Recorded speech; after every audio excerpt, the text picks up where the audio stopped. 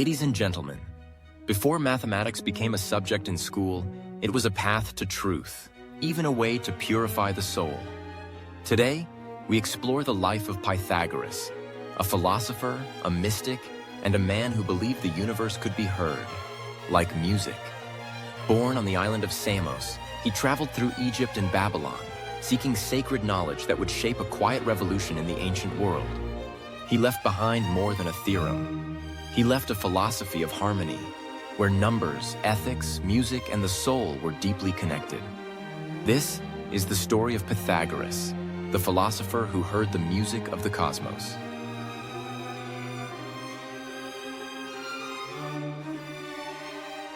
Our story begins on the island of Samos, in the eastern Aegean Sea. It was here, sometime around 570 BCE, that Pythagoras was born, the son of Menesarchus, a merchant, and Pythes, a woman said to descend from the priestesses of Delphi. Even in childhood, legends began to form around him. Some claimed he was no ordinary child, that his soul had lived before, that he had memories of past lives and an innate sense of sacred order. While history cannot confirm the myths, we know this much. Pythagoras received a fine education, likely in music, poetry, mathematics, and astronomy, as was common for young noblemen of the time. But he wanted more. By his early 20s, Pythagoras left his homeland. He sought not just knowledge, but wisdom. He traveled to Egypt, a land known for its ancient temples and secret priesthoods. There, he is said to have studied geometry, cosmology, and ritual purification under the temple priests of Heliopolis and Memphis. Some accounts say he spent over 20 years in Egypt, learning to live simply, speak little, and observe everything.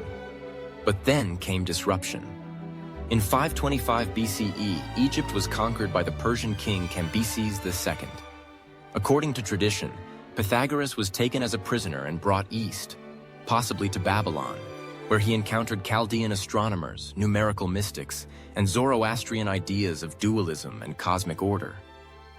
Wherever he went, Pythagoras collected knowledge like a patient builder gathers stones, not to display them, but to construct something greater. By the time he returned to the Greek world in his 40s, he was no longer a student. He was a man carrying a vision of a universe shaped by proportion, of a soul that could ascend through discipline, and of a new kind of philosophy, one lived as a way of life.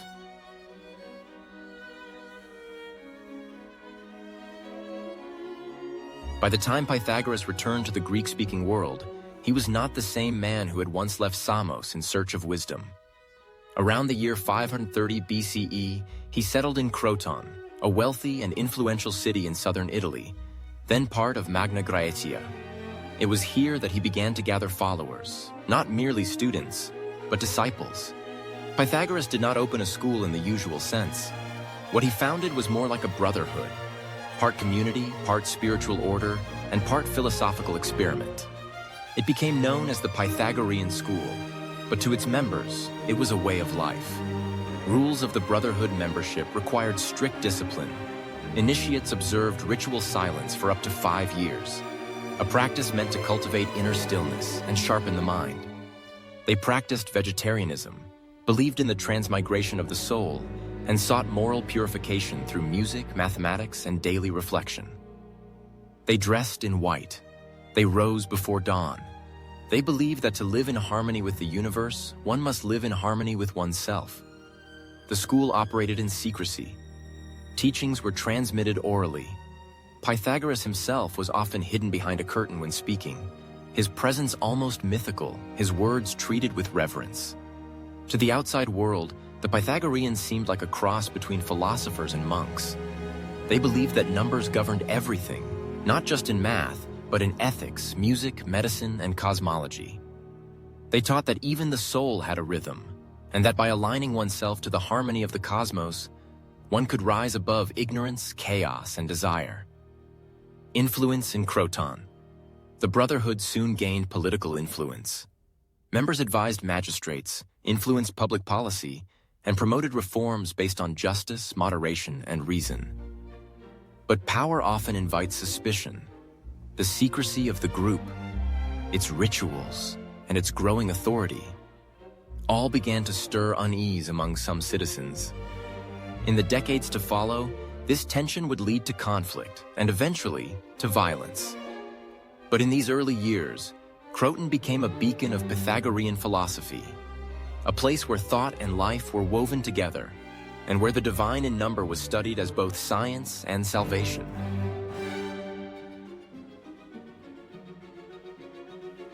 Membership required strict discipline.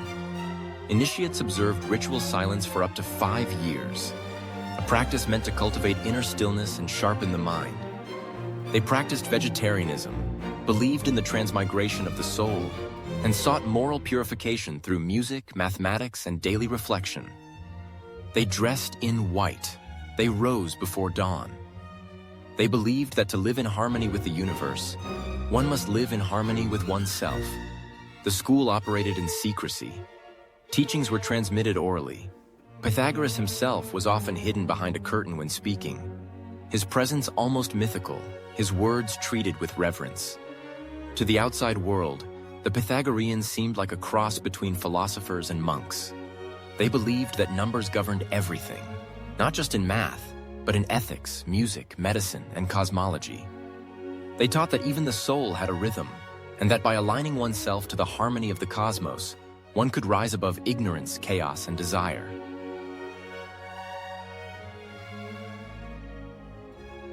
The brotherhood soon gained political influence. Members advised magistrates, influenced public policy, and promoted reforms based on justice, moderation, and reason. But power often invites suspicion. The secrecy of the group, its rituals, and its growing authority all began to stir unease among some citizens.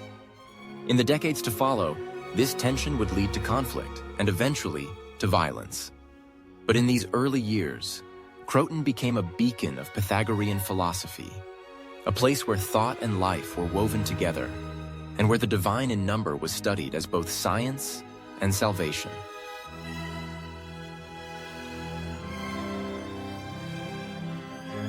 To understand Pythagoras, we must look beyond numbers and listen to what he believed numbers revealed. At the heart of Pythagorean philosophy was a sacred conviction that the soul is immortal. Not only did it survive death, it returned again and again in different forms. This idea, known as metempsychosis, or transmigration of the soul, held that after death, the soul is reborn into another living being. It could inhabit another human, an animal, even a plant. To Pythagoras, life was not a single chapter, but a long unfolding journey of purification and learning. Each life offered a test. Each action left a mark. And the way to escape this endless cycle was to live in harmony with the cosmos, through reason, virtue, and self-discipline. For the Pythagoreans, philosophy was not about abstract ideas. It was a practice, a way to transform the soul. They observed a strict ethical code which included vegetarianism, based on the belief that animals might house human souls, musical therapy to align the emotions with universal harmony, daily reflection asking, what have I done? What have I learned? Where have I failed? And a deep respect for silence as a path to wisdom. They avoided beans, not just as a dietary rule, but as a symbolic gesture of avoiding corruption and confusion. Even mathematics became a sacred ritual. For Pythagoras, numbers were not only tools, they were beings of order, symbols of truth. The number 1 represented unity, 2 duality, 3 harmony, 10 was the perfect number, the sum of the first 4 integers, 1 plus 2 plus 3 plus 4, a symbol of completeness known as the tetractys. Every calculation was a kind of prayer, every equation a mirror of the divine.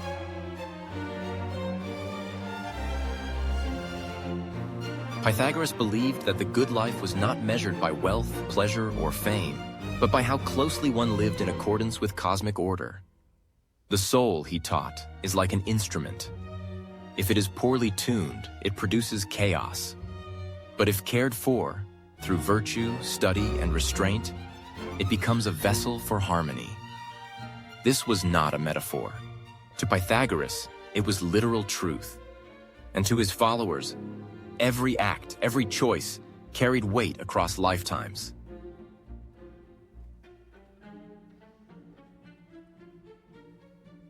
To Pythagoras, numbers were divine. They were not just symbols to count or measure. They were the building blocks of existence.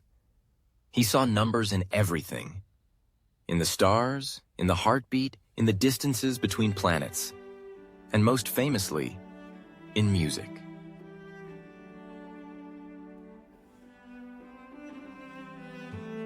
One of Pythagoras' most profound discoveries came not through astronomy or debate, but through sound. While passing a blacksmith's forge, he noticed that the pitch of a hammer's strike varied with its weight and size. He began experimenting with string lengths on instruments and uncovered that harmonious notes followed simple ratios.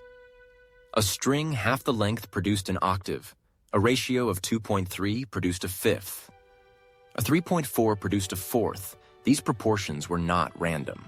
They were mathematical, and they gave birth to the first known system of musical tuning. To Pythagoras, this was a revelation. If musical harmony obeyed numerical law, then surely the entire cosmos, from planets to souls, moved in the same invisible rhythm. He called it the music of the spheres, a harmony too subtle for human ears, but eternally resonant in the structure of the universe.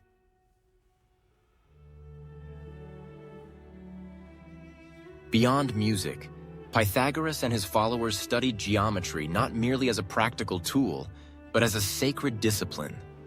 The triangle, the circle, the square, these were not just shapes. They were symbols of universal truths.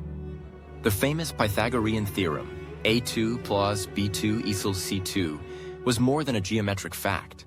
It was a proof of order, a confirmation that the universe could be understood through reason. The number 10 held special power, composed of 1 plus 2 plus 3 plus 4, the tetractys. It represented perfection, completeness, and balance. Pythagoreans would pray to it.